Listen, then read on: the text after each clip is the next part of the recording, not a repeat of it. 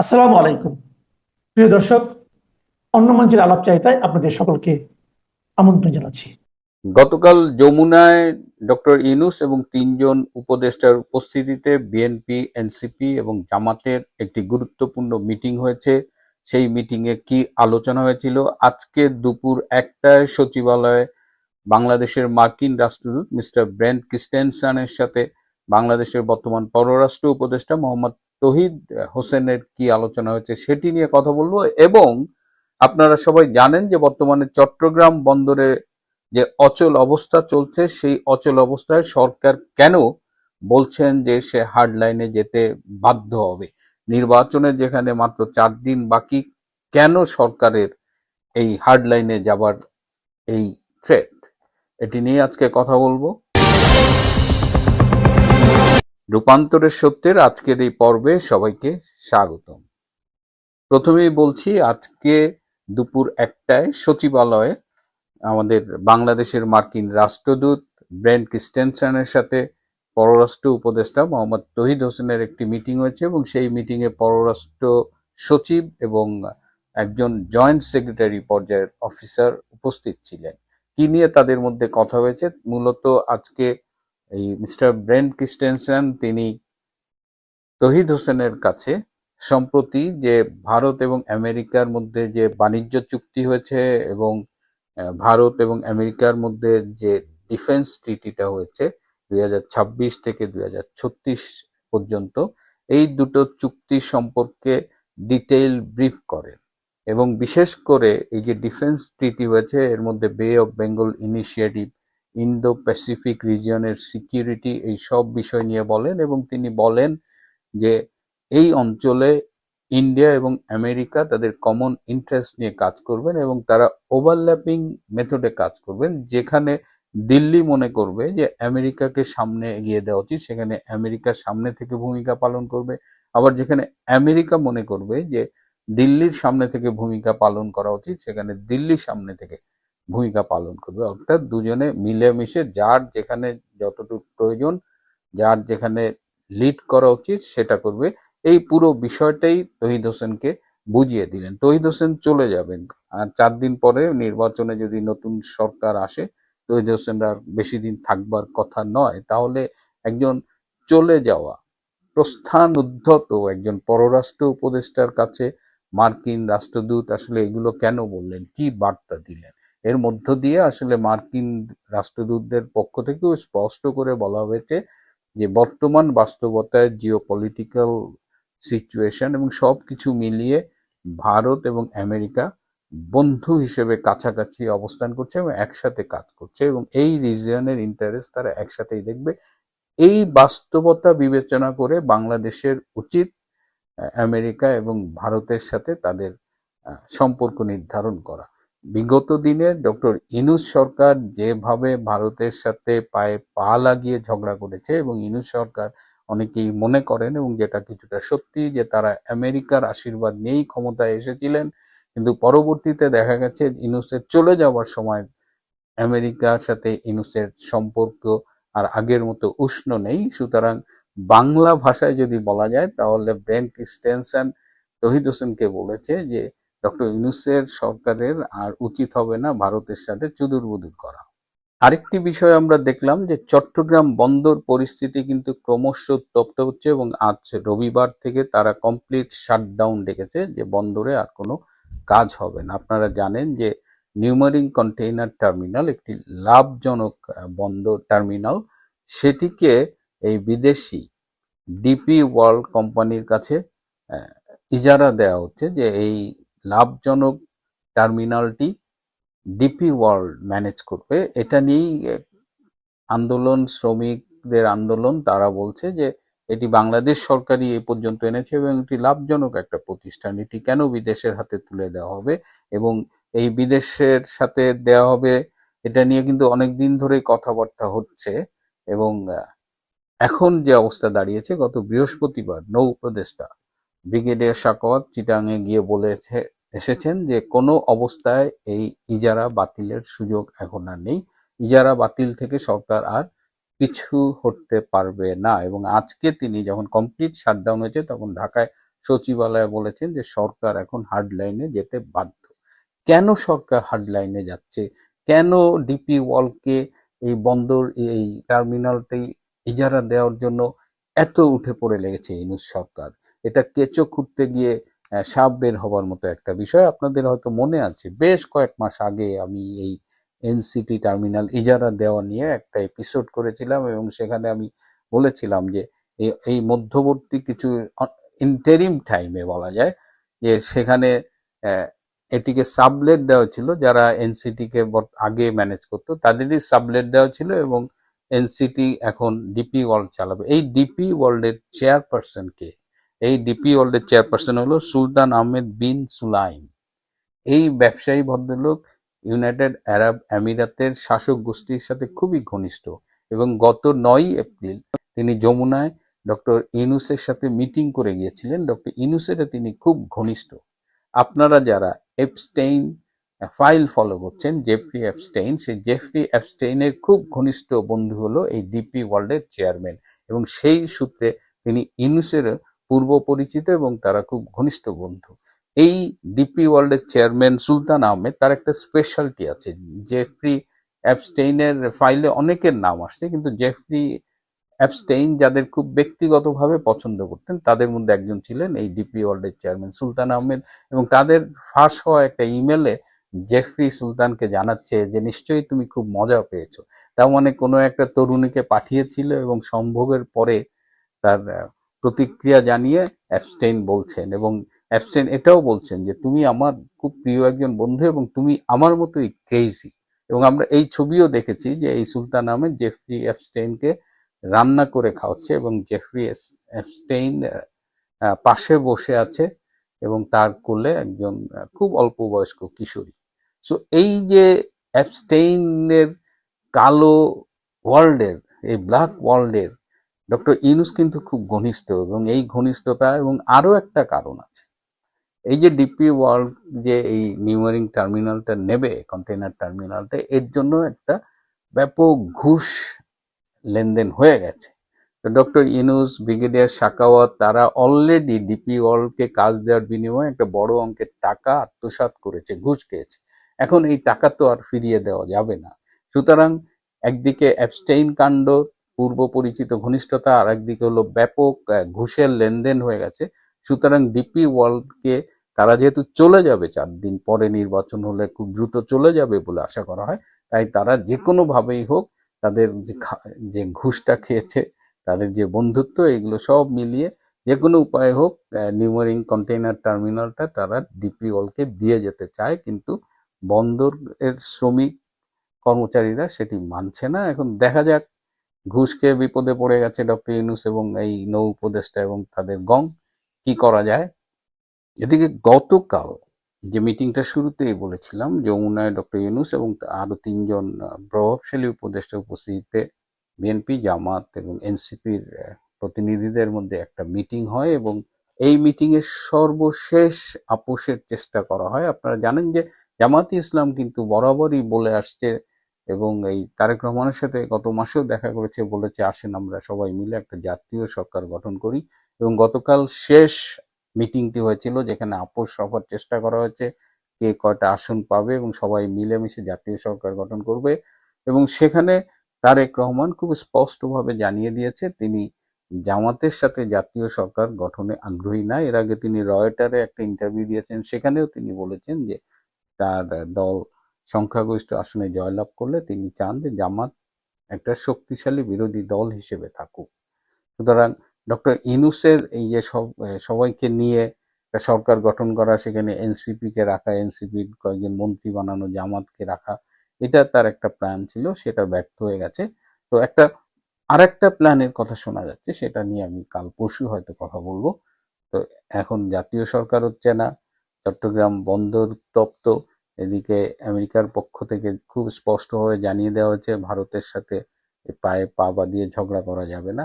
এই অবস্থায় অনেক কিছুই শোনা যাচ্ছে। আগামী 3 দিন খুবই গুরুত্বপূর্ণ। নির্বাচন 12 তারিখে হবে বলেই ধারণা করা হচ্ছে, কিন্তু নির্বাচন কমিশনের কিন্তু প্রস্তুতি নেই, এখনো 7টি জেলায় নির্বাচনী সামগ্রী পৌঁছায়নি। গাজীপুরে সামগ্রী বিতরণ স্থগিত, সব মিলিয়ে এই নির্বাচন কমিশন যে একটা লেজে গবরে অবস্থা পাকিয়ে ফেলেছে সেটি নিয়েও কিন্তু অনেকেই শঙ্কিত। আপনি যদি জানতে পারেন ভোটের ঠিক আগে আগে রাজধানী সহ দেশের বিভিন্ন দর্জির দোকানে সেনাবাহিনীর পোশাকের আদলে পোশাক তৈরি হচ্ছে, সেনা পোশাক নকল, তাহলে আপনার মাথায় প্রথম প্রশ্নটা কি আসবে? আবার ঠিক সেই সময়ে যদি শোনা যায় ঢাকা ক্যান্টনমেন্টে রেড অ্যালার্ট চলছে, তাহলে প্রশ্নটা আরো কি ভয়ঙ্কর হয় না? প্রশ্নটা কি এরকম হয় না যে এই যে নকল সেনা পোশাক, এটা কারা পরবে, কেন পরবে, আর ভোটের দিনই বা কি হতে যাচ্ছে? সুপ্রিয় দর্শক শ্রোতা, সবকিছু ঠিকঠাক চললে ভোটের আর মাত্র দিন তিনেক বাকি আছে।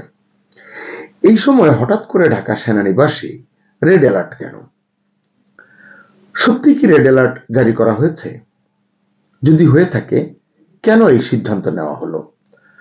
সোশ্যাল মিডিয়ায় এটা নিয়ে চর্চা আছে। আইএসপিআর বা সেনাবাহিনীর তরফ থেকে এ বিষয়ে কিছুই পরিষ্কার করা হয়নি বলেই আমি জানি। তাই প্রশ্ন যে আসলে কি হচ্ছে ক্যান্টনমেন্টে? একটি সেনা সূত্র বলছে নির্বাচন ঘিরে সেনাবাহিনীর ভেতরে অস্বস্তি রয়েছে, বিশেষ করে মুক্তিযুদ্ধ বনাম জামাত ইস্যুতে মতভেদ এখন আর চাপা থাকছে না। আপনারাও জানেন আসলে এটা অনেক দিন ধরেই, এই যে বিষয়টি বললাম মুক্তিযুদ্ধ বনাম জামাত বা মানে পাকিস্তান ঘেঁষা সেনা কর্মকর্তা বা ওই মনোভাবের এইরকম দুটো বিষয় নিয়ে পরস্পর বিরোধী পরিস্থিতিটি আসলে ঘনীভূত হচ্ছে অনেকদিন ধরে। এই পরিস্থিতিতে সেনা প্রধান জেনারেল ওয়াকার সতর্ক অবস্থায় রয়েছেন বলে জানা গেছে। খুব স্বাভাবিক, নির্বাচন ঘিরে বাহিনীর ভাবমূর্তি প্রশ্নবিদ্ধ হলে এটির দায়ভার তো তাকেই নিতে হবে নাকি? এই কারণে হয়তো তিনি সতর্ক রয়েছেন, এতে দোষের হয়তো কিছুই নেই। এরই মধ্যে সোশ্যাল মিডিয়ায় ছড়িয়ে পড়েছে একটি ভিডিও, তাতে স্পষ্ট হয়ে উঠেছে, মানে ভিডিও ক্লিপ, এতে স্পষ্ট হয়েছে নির্বাচনের আগে সেনাবাহিনীর পোশাকের মতো ইউনিফর্ম বানানো হচ্ছে দর্জির দোকানে, এবং সেই পোশাক পরে কিছু তরুণ এখানে সেখানে মহড়াও দিচ্ছে। এরকম একটি ভিডিও ক্লিপ রয়েছে আমার সংগ্রহে। আমি সঙ্গত কারণেই এটি প্রকাশ করলাম না, তবে প্রয়োজন হলে এটি আমি ডেসক্রিপশন বক্সে বা কমেন্ট সেকশনে দিয়ে দেব। বেশ কয়েকদিন হলো আমি এই সংক্রান্ত যে ভিডিও ক্লিপটি দেখেছি এটি নিয়ে ভাবছিলাম, অপেক্ষা করছিলাম সরকার বা সেনাবাহিনীর তরফে এ নিয়ে কিছু বলা হবে, এটি প্রত্যাশা করছিলাম। কিন্তু না, সরকারিভাবে এই পোশাকগুলো কার জন্য, আদৌ সত্যি কিনা, হচ্ছে কিনা, কেন দর্জির দোকানে এভাবে তৈরি হচ্ছে তার কোনো ব্যাখ্যা পাওয়া যায়নি, অন্তত আমি দেখিনি। কিন্তু অভিযোগের ভাষ্য তো ভয়াবহ।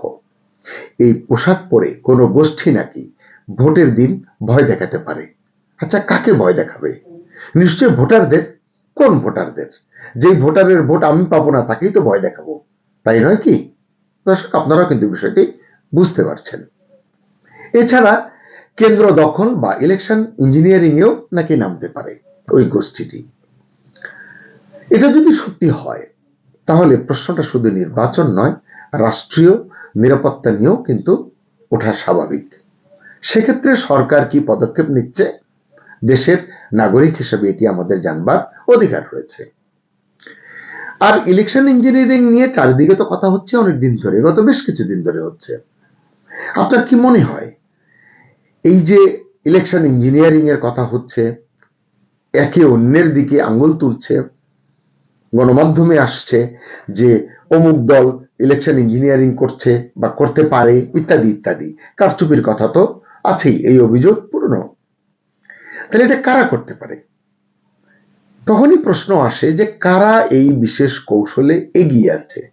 এটি একটি গুরুত্বপূর্ণ ইঙ্গিত।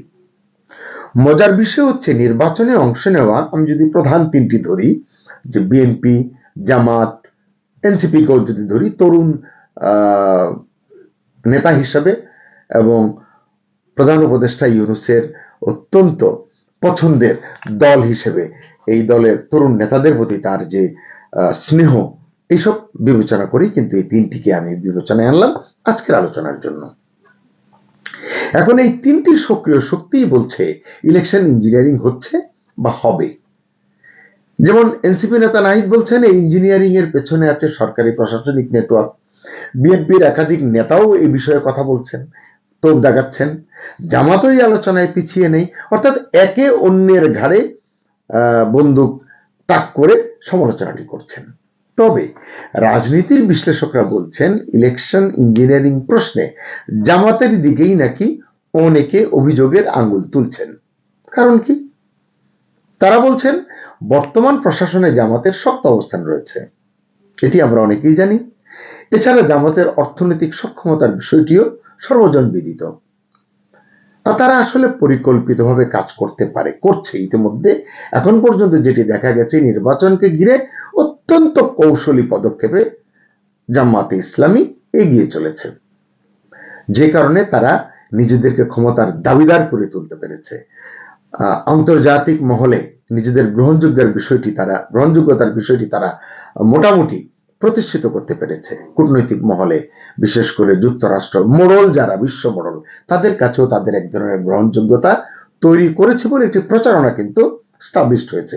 এটি কতটা সত্যি ভেতরের ঘটনা কিন্তু আপনি আমি কেউ সেভাবে বলতে পারবো না, কিন্তু আওয়াজ, বয়ান এটি কিন্তু তৈরি হয়েছে।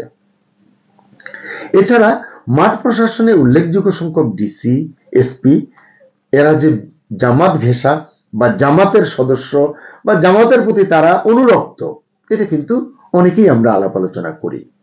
সত্য মিথ্যা হচ্ছে অন্য বিষয়। পাশাপাশি প্রশাসনে জামাত ঘেঁষা কর্মকর্তাদের উপস্থিতি, এটিও খুব আলোচনার বিষয়। এই সবাই মিলে এই যে ইলেকশন ইঞ্জিনিয়ারিং প্রশ্নে জামাতকে আসলে অভিযোগের কেন্দ্রে তুলে এনেছে বা অভিযোগের কেন্দ্রে রাখছে। সত্য মিথ্যার কথা তো হলো পরীক্ষা নিরীক্ষা শেষে বলা যাবে, তদন্ত শেষে বলা যাবে, কিন্তু আলোচনাটি এখন এরকমই। এমনকি আপনারা এটিও শুনেছেন বিভিন্ন, বিশেষ করে সোশ্যাল মিডিয়ায়, সেনা প্রধানের জামাত ঘনিষ্ঠতার কথাও অনেকেই আলোচনায় টেনে আনেন। অন্যদিকে বিএনপি বলছে দল হিসেবে তারা ব্যাপক জনপ্রিয়, এই জনপ্রিয়তার জোরেই তারা আগামী নির্বাচন জিততে চলেছে, তাই ইলেকশন ইঞ্জিনিয়ারিং এ নামার তাদের কোনো প্রয়োজন নেই। এটা তো আসলে বাতকা বাত, আসলে ভেতরের খবর তো আমরা কেউ জানি না। তবে এই আলোচনার মধ্যেও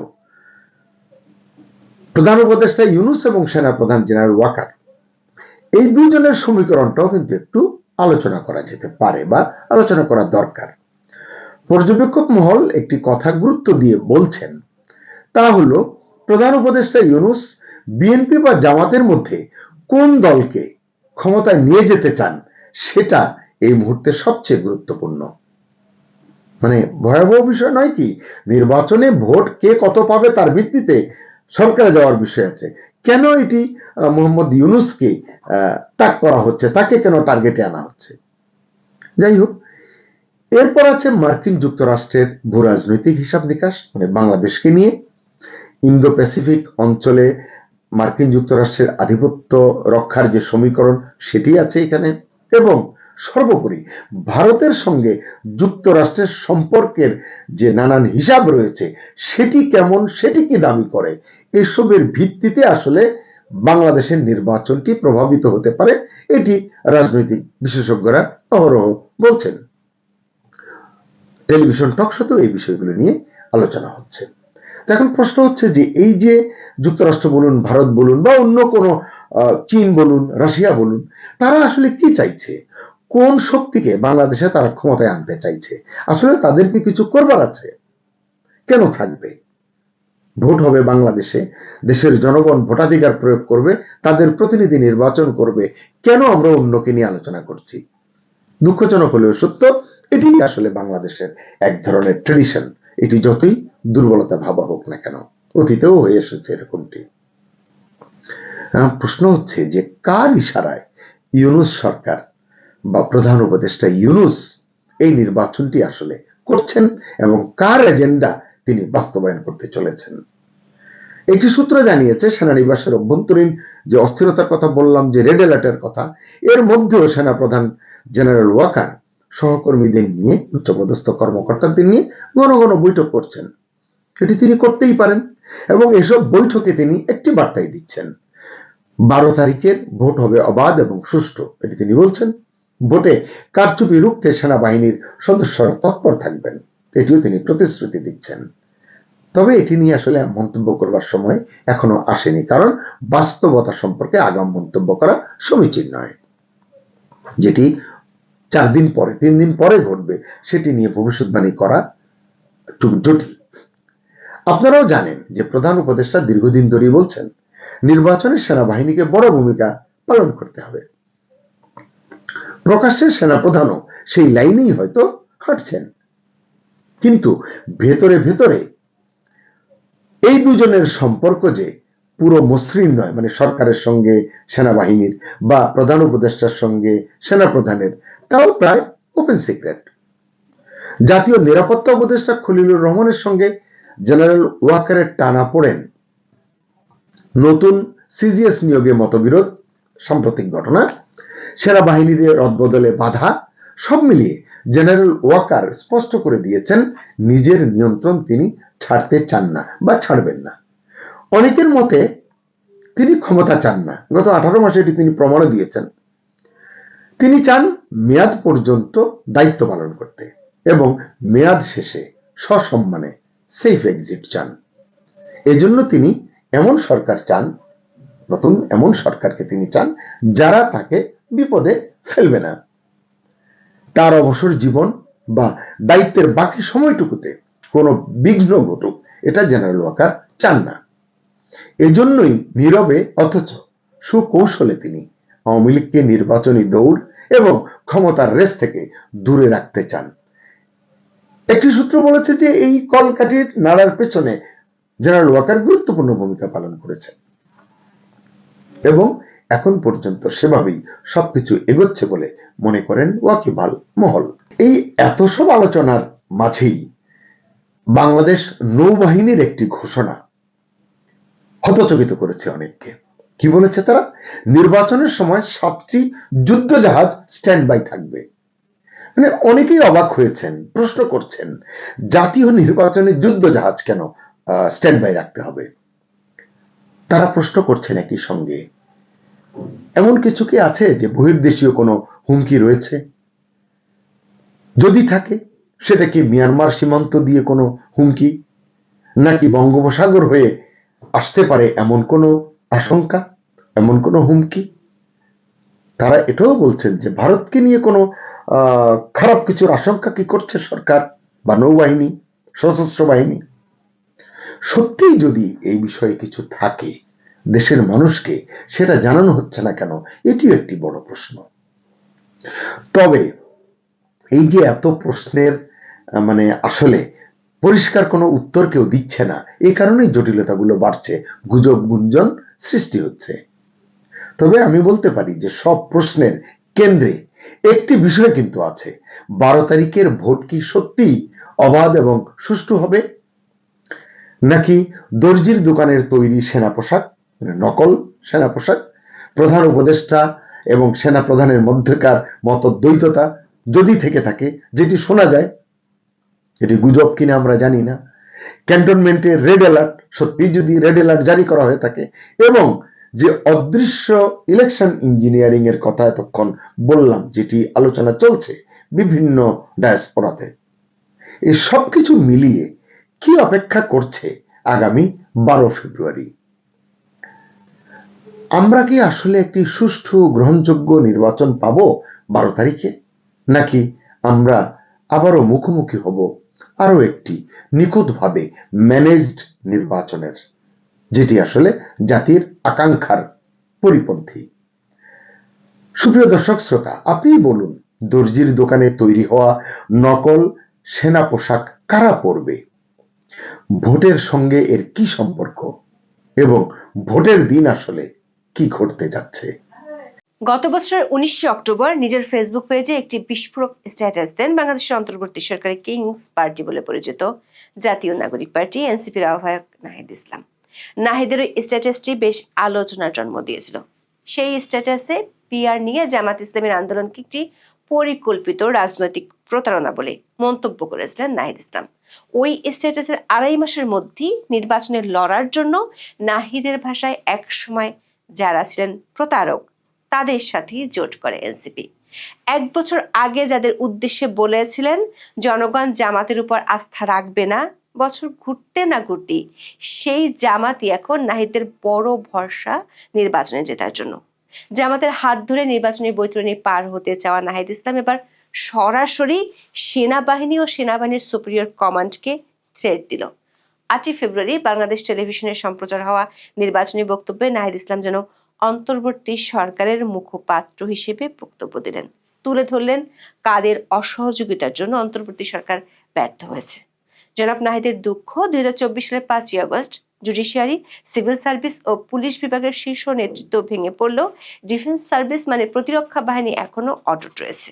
নাহিদের অভিযোগ, বিভিন্ন বাহিনীর ভেতরে গুম, খুন, নির্যাতন, দুর্নীতি ও লুটপাটের সঙ্গে জড়িত লুকিয়ে থাকা অপরাধীদের জন্য ম্যাজিস্ট্রেসি ক্ষমতা দিয়ে অপারেশন ডেভিল হ্যান্ড শুরু করেও অপরাধীদের শনাক্ত করা, অস্ত্র উদ্ধার, গ্রেপ্তারের মতো কোনো উল্লেখযোগ্য সাফল্য পায়নি অন্তর্বর্তী সরকার। তিনি খুব পরিষ্কারভাবে বলেছেন, নিরাপত্তা বাহিনীর ভেতরে লুকিয়ে থাকা ফ্যাসিবাদের দোসররা তথ্য আলামত নষ্ট করে গুম কমিশনের তদন্ত ও বিচার প্রক্রিয়াকে বাধাগ্রস্ত করার চেষ্টা করছে। অন্তর্বর্তী সরকারের সঙ্গে বিভিন্ন ক্ষেত্রে এরা অসহযোগিতা করেই চলেছে। প্রশ্ন হলো, নির্বাচনের 3 দিন আগে হঠাৎ করে সেনাবাহিনীর ঊর্ধ্বতন কর্মকর্তাদের বিরুদ্ধে নাহিদ কেন এমন বিস্ফোরক মন্তব্য করলেন? এটি কি ভিন্ন কিছু ইঙ্গিত দেয়, নাকি আগের জামাত ইসলামের বিরুদ্ধে করা মন্তব্যের মতোই বাইরে এক ভিতরে আরেক কাহিনীকে তুলে ধরার ইঙ্গিত? বিস্তারিত জানতে চলুন যাওয়া যাক বিশ্লেষণে।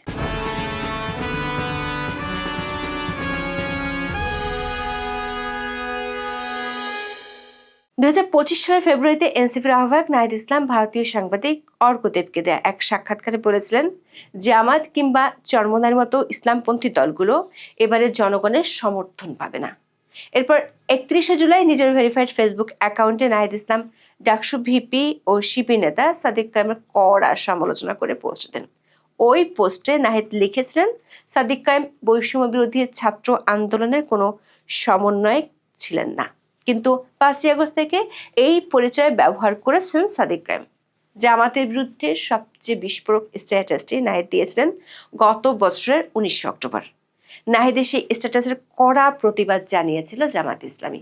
ওই স্ট্যাটাসে নাহিদ লিখেছিলেন, জামাত ইসলামী শুরু করা তথাকথিত প্রপোর্শনাল রিপ্রেজেন্টেশন বা পিআর আন্দোলন একটি পরিকল্পিত রাজনৈতিক প্রতারণা ছাড়া আর কিছুই না। নাহিদ তখন লিখেছিলেন, ঐকমত্য কমিশনের সংস্কার প্রক্রিয়াকে লাঞ্ছিত করতে এবং জনগণের অভ্যুত্থানের পরিপ্রেক্ষিতে রাষ্ট্র ও সংবিধান পুনর্গঠন প্রশ্নে জাতীয় আলোচনাকে ভিন্ন খাতে সরিয়ে দিতে ইচ্ছাকৃতভাবে এর নকশা করা হয়েছে। জামাত ইসলামের তৎক্ষণাৎ নাহিদের এই বক্তব্যকে বালখিল্য সুলভ বক্তব্য বলে কড়া সমালোচনা করেছিল, কিন্তু সেই বালকদের নিয়ে 2.5 মাসের মধ্যে জোট করে জামাত। যে নাহিদ মনে করতো মানুষ জামাত ইসলামীকে মেনে নেবে না, তাকে এখন মন্ত্রী করার ঘোষণা দিয়েছেন জামাতের আমির ডক্টর শফিকুর রহমান। 8 ফেব্রুয়ারি বিটিভিতে নাহিদ ইসলামের নির্বাচনী বক্তব্য প্রচার হয়। সেই বক্তব্যে এবার তিনি সরাসরি বিস্ফোরক মন্তব্য করেছেন সেনাবাহিনী সহ নিরাপত্তা বাহিনীগুলোর বিরুদ্ধে। 31.5 মিনিটের ওই বক্তব্য শুনে মনে হতে পারে নাহিদ ও তার দল এনসিপি যেন এখন সরকারি দলের ভূমিকায়, যত ক্ষোভ সরাসরি আওয়ামী লীগ আর ঘুরিয়ে পেঁচিয়ে বিএনপির বিরুদ্ধে। বক্তব্যের শুরুতে নাহিদ ইসলাম কেন জুলাই আন্দোলন হয়েছিল এবং কোন প্রেক্ষাপটে অন্তর্বর্তী সরকার ক্ষমতায় আসে, সাথে কেন তার দল নির্বাচনে লড়ছে সেটির ব্যাখ্যা দেন। এরপর নাহিদ দাবি করেন, বহু সামরিক বেসামরিক আমলা ও বিচারক এখনো বহাল তবিয়তে আছে। জুডিশিয়ারি, সিভিল সার্ভিস ও পুলিশ বিভাগের শীর্ষ নেতৃত্ব ভেঙে পড়লেও ডিফেন্স সার্ভিস এখনো অটুট রয়েছে। তবে হাজার হাজার খুনি, লুটেরা, অপরাধী সেনানিবাসে আশ্রয় নেওয়া, সেখান থেকে নিরাপদে দেশান্তরিত হওয়া, কর্মস্থল থেকে কিছু জেনারেলের পালিয়ে যাওয়া, অবসরপ্রাপ্তদের বাইরের দেশে আশ্রয় নেওয়া ছিল অনাকাঙ্ক্ষিত। নাহিদ দাবি করেন, শেখ হাসিনাকে উৎখাতের পর এই সকল অপরাধীকে গ্রেফতার ও আইন শৃঙ্খলা পরিস্থিতি নিয়ন্ত্রণের জন্য ম্যাজিস্ট্রেটের ক্ষমতা দিয়ে সারা দেশের সশস্ত্র বাহিনীকে নামানো হয়েছিল। অপারেশন ডেভিল হ্যান্ড শুরু হলেও অপরাধীদের শনাক্ত করা, অস্ত্র উদ্ধার এবং গ্রেপ্তারের মতো কোনো উল্লেখযোগ্য কাজ হয়নি।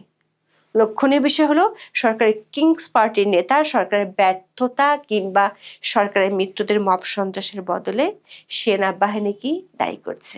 সেনাবাহিনীর বিরুদ্ধে আরো একটি গুরুতর অভিযোগ করেছেন নাহিদ ইসলাম, সেটি হলো গুম বিষয়ক কমিশন 1850-টির বেশি অভিযোগ নিয়ে কাজ করছে। তার মতে দুঃখজনকভাবে নিরাপত্তা বাহিনীর ভেতরে লুকিয়ে থাকা ফ্যাসিবাদের দোসররা তথ্য ও আলামত নষ্ট করে তদন্ত ও বিচার প্রক্রিয়াকে বাধাগ্রস্ত করার চেষ্টা করছে। অন্তর্বর্তী সরকারের সঙ্গে বিভিন্ন ক্ষেত্রে এরা অসহযোগিতা করছে বলে দাবি করেন এনসিপির এই নেতা। এই কারণে নাহিদ বলেন, বিভিন্ন বাহিনীর ভেতরে গুম, খুন, নির্যাতন, দুর্নীতি ও লুটপাটের সঙ্গে জড়িত লুকিয়ে থাকা সকল অপরাধীকে শনাক্ত করা হবে। তদন্ত বিচার প্রক্রিয়া সম্পন্ন করে প্রকৃত দায়ীদের বিচারের আওতায় এনে শাস্তির বিধান করা হবে। নাহিদ ইসলাম তার বক্তব্যে সেনাবাহিনী নিয়ে আরো বলেছেন, শেখ হাসিনা তার শাসনামলে সশস্ত্র বাহিনীকে রাষ্ট্রের বহিঃশত্রুর বিরুদ্ধে ব্যবহার না করে দলীয় স্বার্থে নিজ দেশের সাধারণ মানুষের বিরুদ্ধে ব্যবহার করেছে। এর ফলে বাংলাদেশের সশস্ত্র বাহিনী কার্যত দুর্বল ও অকার্যকর হয়ে পড়ে। প্রশ্ন হলো, নাহিদ সেনাবাহিনীর যে নেতৃত্বকে ইঙ্গিত করেছেন সেই শীর্ষ নেতৃত্বের অনেকটাই এখনো আগের মতোই রয়ে গেছে। তাহলে কি নাহিদ সেনাবাহিনীর সুপিরিয়র কমান্ডকে ইঙ্গিত করলেন? যদিও তিনি তার বক্তব্যে বর্তমান কিংবা সাবেক কোনো সেনা কর্মকর্তার নাম উল্লেখ করেনি। প্রশ্ন হলো, গত 18 মাসে কেন সেনাবাহিনীর উন্নতি হলো না? আবার সেই 18 মাসের সরকারে নাহিদ নিজেও ছিলেন। আবার নির্বাচনের একেবারে আগে কেন সেনাবাহিনীর বিরুদ্ধে নাহিদ কামান দাগালেন? বিচার থেকে প্রশাসন সবখানে শীর্ষ নেতৃত্ব ভেঙে পড়লেও শুধু প্রতিরক্ষা বাহিনীর নেতৃত্ব অটুট থাকায় নাহিদের দুঃখ বিলাসী বা কেন? দর্শক, এনসিপি জোট করেছে জামাত ইসলামীর সাথে, যে দলে কোনো নারী প্রার্থী নেই। অথচ নাহিদ বলেছেন, নারীদের উচ্চ শিক্ষার জন্য তার দল আরো উদ্যোগ গ্রহণ করবে এবং নারীরা যাতে